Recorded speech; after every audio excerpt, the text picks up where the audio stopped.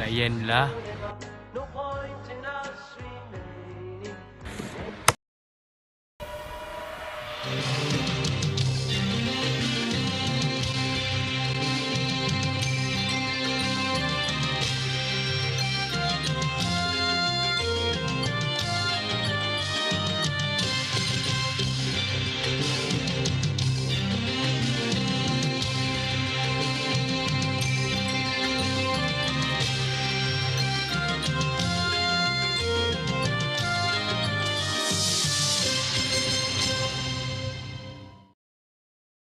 Assalamualaikum warahmatullahi wabarakatuh. Ini dia rancangan Rise of Islam. Saya, Baba Hassan, selaku pengacara rancangan ini. Sama-sama kita akan mempelajari tentang pendidikan Islam. Pendidikan merupakan perkara penting untuk mencapai kesejahteraan dan kesempurnaan hidup manusia. Elemen itu menjadi asas dalam membina ilmu pengetahuan bagi membentuk diri dan masyarakat yang lebih dinamik serta terdidik dari sudut fizikal dan spiritual. Oleh itu, pendidikan dari perspektif Islam mempunyai pengertian yang mendalam dan menyeluruh yang merangkumi proses melatih akliyah, jasmaniah dan rohaniah yang berasaskan ajaran Al-Quran dan hadis. Falsafah dan konsep pendidikan Islam adalah kepelbagaian konsep dalam pendidikan Islam turut dilihat sebagai faktor utama dalam melahirkan manusia yang bertakwa dan mengabdikan diri kepada Allah. Konsep tersebut menjadi penggerak utama dalam matlamat pendidikan, iaitu membentuk manusia yang mempunyai cita-cita dan falsafah tersendiri. Pendidikan. Menurut Hasan Langgulong, pendidikan adalah untuk menambah dan memindahkan nilai kebudayaan kepada individu dalam masyarakat.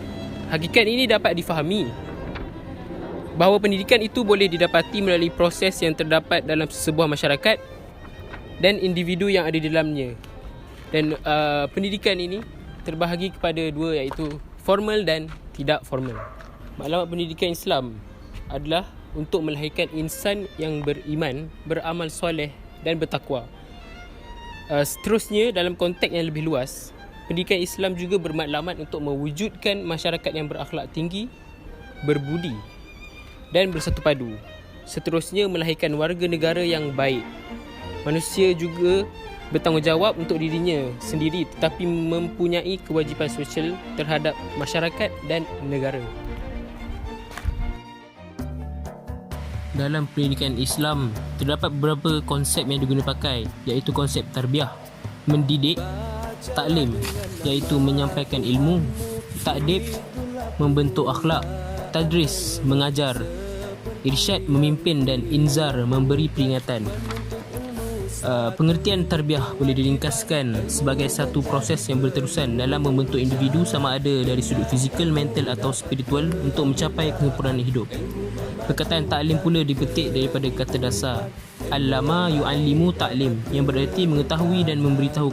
Konsep taklim dalam bahasa Melayu bererti pengajaran. Konsep takdib juga digunakan dalam pendidikan Islam. Erti takdib dipetik daripada bahasa Arab yang berkata dasar adaba yu'addibu, takdib yang bererti mendidik, melatih dan membaiki dan mendisiplin. Seterusnya, konsep tadris juga penting dalam pendidikan Islam. Perkataan tadris berasal daripada kata dasar darasa yadrisu yang berarti mempelajari sesuatu.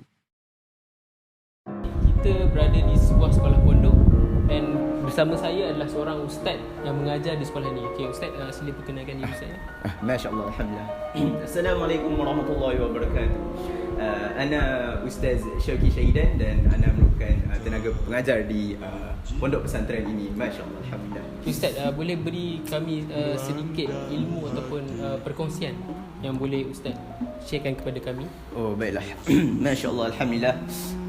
Jadi ana sebagai seorang tenaga pengajar di sini, ana juga mempunyai tanggungjawab yang berikut, seperti contohnya Ana perlu membina kepimpinan pelajar dan meningkatkan potensi mereka. Seterusnya, Ana juga perlu menunjukkan teladan yang baik pada anak-anak murid Ana. Ana juga perlu mendidik mereka nilai-nilai Islam dan mengajar mereka kehormatan dan sebagainya. Pelajar-pelajar Ana juga mereka mempunyai adab yang sangat baik. Mereka menunjukkan nilai-nilai Islam.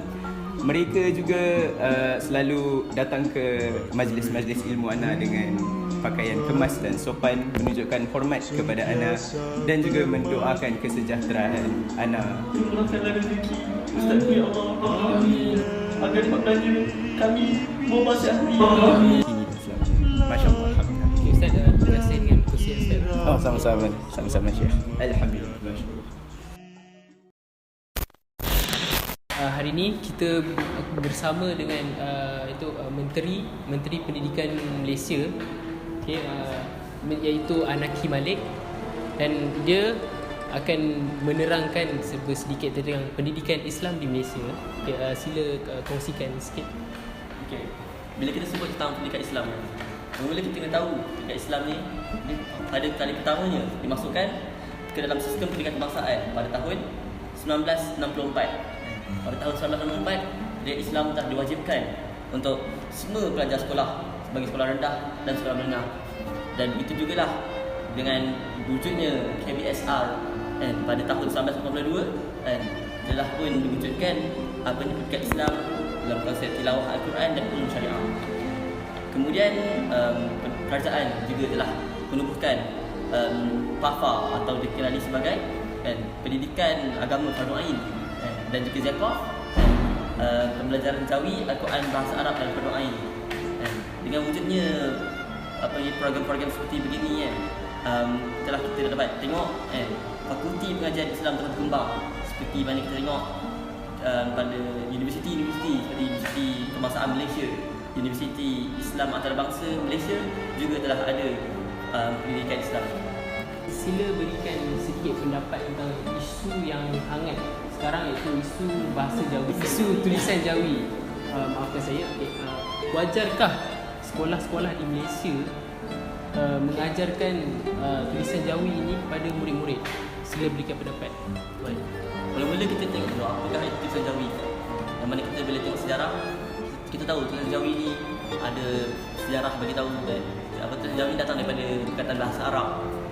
Yang mana pada kurun ke-15, tulisan Jawi ni dengan tulisan Jawi ni telah membawa bahasa Melayu menjadi sebagai satu gelaran lingua franca, yang mana bahasa yang sangat tersohor. Yang mana kita tengok juga dengan tulisan Jawi ni juga telah banyak artifak-artifak yang telah ditulis, telah banyak sepertinya hukum kanun Melaka telah banyak ditulis dalam bahasa Jawi. Selepas tu baru-baru ni kita terdengar ada satu kes bantahan bahawa tulisan Jawi ni patut dihapuskan. Pada pendapat saya, benda ni tidak sepatutnya berlaku lah. Kerana bahasa Jawi ni seperti yang saya cakap tadi, bahasa tulisan Jawi ni telah banyak memberi jasa, telah banyak memberi jasa kepada kita lah sebagai penduduk tanah Melayu. Yang mana pada pendapat saya, bahasa Jawi ni dia perlulah dihargai, dan atas maksud tu saya rasa wajarlah untuk bahasa Jawi ni diajar kepada pelajar-pelajar sekarang.